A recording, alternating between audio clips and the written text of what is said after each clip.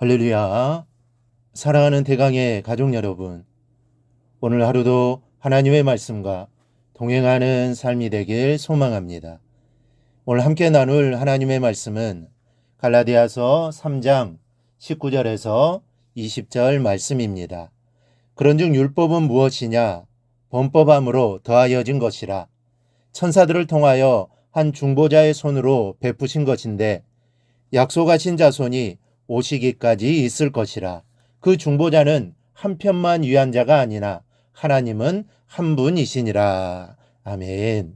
여러분, 하나님은 전능자이십니다. 그리고 우리가 그 앞에 또 우리는 전지하시다라는 한마디를 덧붙여 사용합니다. 그래서 하나님은 전지전능하신 분이라는 거죠. 하나님은 모르시는 것이 없다는 뜻입니다.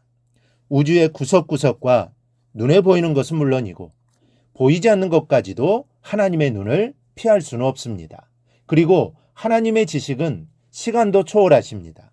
이 과거의 일도 잊으시는 적이 없으시고 현재는 물론이고 미래의 일도 현재를 보시듯이 소상하고 뚜렷하게 알고 계십니다.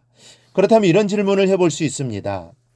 하나님은 이스라엘 백성들의 율법을 제대로 지킬 수 없을 것이라는 것을 미리 알고 계셨을까요? 아니면 모르고 계셨을까요?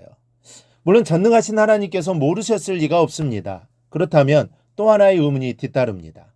그러면 이스라엘 백성이 주시는 율법을 제대로 지킬 수 없다는 것을 아시면서 도대체 왜 율법을 주신 것일까라는 겁니다. 그 해답이 바로 오늘 본문에 숨어 있습니다.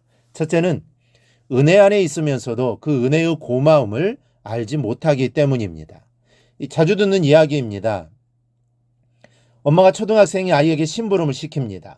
철수야, 엄마가 좀 바쁘니까 요 앞 가게에 가서 두부 한 모만 사가지고 오너라. 아이가 곱게 순종하며 다녀왔습니다. 다녀와서는 편한 마음으로 텔레비전을 보려는데 엄마가 다시 부릅니다.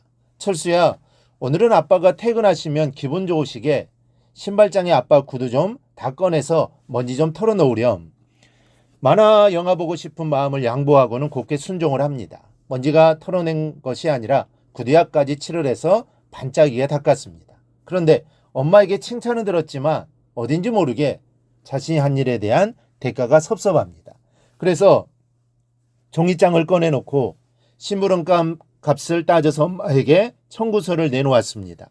아무 말 없이 청구서를 받은 엄마가 웃으면서 다음날 계산하기로 했습니다. 다음날 학교에서 돌아오니 엄마가 몇 장이나 되는 계약서를 어린 아들에게 내음입니다. 이제부터는 계약관계가 되어서 서로 도움을 준 만큼 받기도 하고 갚기도 하며 살자는 것인데 내용을 보니 입이 벌어집니다. 이제까지 낳아서 키워온 것에 대해 가격을 따진 청구서와 앞으로 살면서 지불해야 할 교육비, 밥값, 세탁비, 여간비와 세금, 잡비까지 나열되어 있는 겁니다. 이걸 보고 아이는 슬그머니 어제 청구했던 청구서를 주머니에 집어넣고는 머리를 숙이고 말았습니다. 여러분, 가정에서 부모와 자식의 관계를 지배하는 원리는 사랑입니다. 또 은혜입니다. 자식은 태어날 때부터 무한정 부어주는 부모의 사랑을 받으며 자라갑니다. 그런데 이 부모의 사랑이 얼마나 큰 것인지 받는 아이들은 감이 잡히지를 않습니다. 또 날마다 그 사랑에 쌓여서 살다 보니 감사할 줄을 모릅니다. 오히려 조금 불편한 것이 있으면 불평하고 때를 씁니다. 사람이 그렇습니다.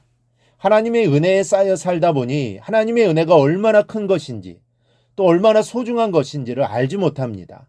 값없이 부르시고 사랑해 주시고 축복해 주시는 것이 무엇인지 감이 오지를 않습니다. 그래서 하나님께서 제시하신 계약서가 율법입니다. 19절입니다. 율법은 무엇이냐? 범법함으로 더하여진 것이라. 알 것을 알지 못하고 사랑에 감사하지도 않고 죄인 줄도 알지 못하니 그 기준을 잡아주는 것이라는 뜻입니다. 그것이 바로 율법입니다. 그래서 은혜의 고마움을 깨닫게 되기 때문입니다. 둘째로 율법은 은혜로 더욱 은혜되게 하는 겁니다. 복음은 은혜요 사랑의 관계입니다. 그러나 율법은 법이요 의무의 관계입니다.